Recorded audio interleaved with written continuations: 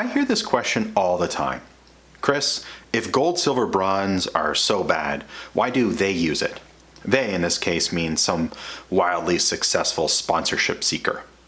Well, in today's video, I'm going to explain why. Check it out.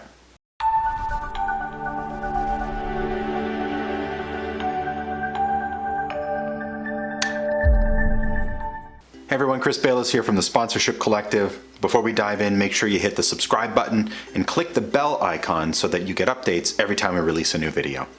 If gold, silver, bronze are so bad, why do they use it? I get this question constantly, where sponsorship seekers are looking at some mega brands, mega sponsorship seekers, looking at their sponsorship package, which is clearly laid out as a gold, silver, bronze package. And the sponsorship seekers assume that's how sponsorship is done. They copy the sponsorship package, send it out into the world, and hear nothing in return. Let's look at an experience that I had back in 2008 selling sponsorship. I was heading in to talk to a longtime sponsor of ours, and on my way in their office building, there was a stream of people walking out of the office with boxes full of their stuff. In other words, people were being laid off and let go right as I was going in to ask them for a sizable six-figure sponsorship. I sat down with my prospect, I made my pitch, and he said, "Chris, I just laid off 80% of my team. We simply cannot be part of your event or your opportunity. Plus," he said, "we have to be the gold level sponsor at a local hospital's gala, because in exchange for that sponsorship, they've agreed to purchase 5 years worth of X-ray machines from us." So in this case, this individual was indeed purchasing a gold level sponsorship package, and he would be recognized as a gold sponsor on all of the signage.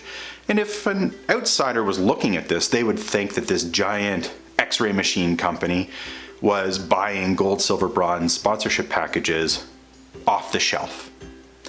Unfortunately, that is incorrect. What this individual was purchasing was a trade deal in exchange for sponsorship to the foundation's event. They get a contract over 5 years from a sales perspective. So in this case, the hospital wasn't successful because of gold, silver, bronze.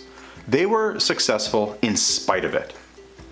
The problem this creates is that the sponsorship seekers that have significant leverage, they don't really have to worry that much about the assets that they're offering. They can still make a sale because they have other things that are highly valuable that are not contained in the sponsorship package. So when sponsorship seekers look to these large players and see that they're just offering logos on stuff, it sends the wrong message. It sends the message that you too can be successful if all you do is offer logos on signs and speaking opportunities. Even when an organization has these high leverage opportunities, I would still challenge them to think bigger, to think about other ways you can add value to the sponsor. Because if you're outside of a marketing cycle or outside of a new product line or outside of a sales contract negotiation for product or machines or whatever, you lose all leverage. You're not offering any value other than the promise of business. So I would say even for those big shops that have high leverage opportunities, sure, it can be easy to force people to buy gold, silver, bronze packages that they don't want. What they really want is your business. It works. But it works a whole lot better if you treat them like partners. For all of the other sponsorship seekers out there who are looking at the big shops and saying they're using gold, silver, bronze, why shouldn't we? This Chris guy keeps telling me not to, yet I see these major hospitals, universities, sports teams using gold, silver, bronze. You have to ask yourself whether or not you have the same leverage as them, the same audience as them, and the same ability to deliver on your sponsorship agreements as them. And if the answer is no, then you should not emulate them.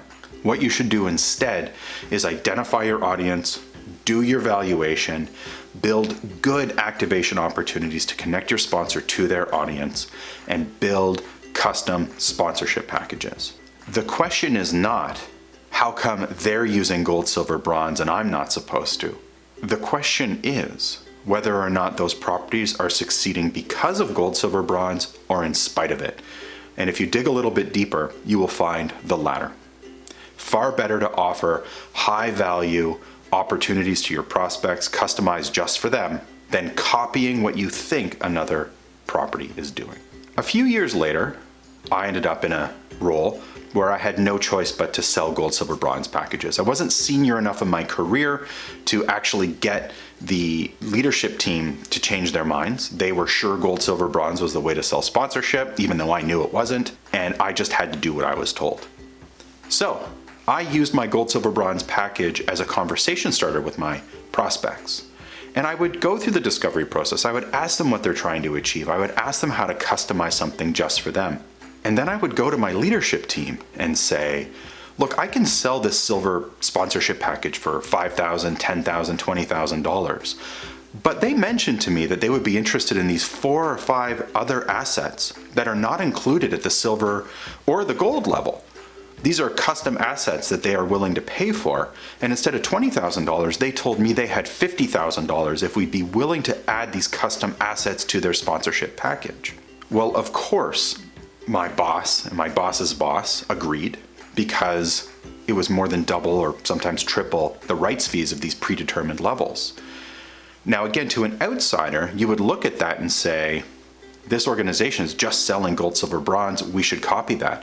But the conversations that were happening in the background had nothing to do with gold, silver, bronze. What I'm getting at is that appearances are deceiving.